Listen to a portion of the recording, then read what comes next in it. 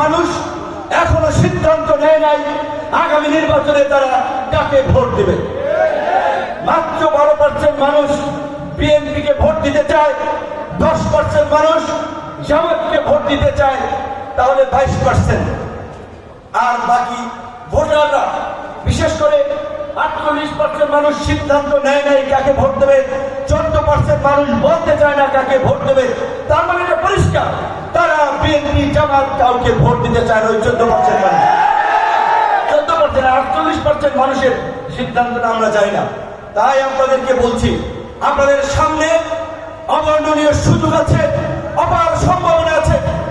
এই জনগণের মন যদি আপনারা জয় করতে পারেন, যারা ট্রাক মার্কায় গণ অধিকার পরিষদের পক্ষ থেকে নির্বাচন করতে চান, জনগণের ডোর টু ডোর যদি ছুটে যেতে পারেন, জনগণকে যদি বুঝাতে পারেন পুরনো মডেলের রাজনীতি দিয়ে এই দেশ চলবে না, সময়ের সাথে সাথে একটা মেশিনের যন্ত্রপাতি পরিবর্তন করতে হয়।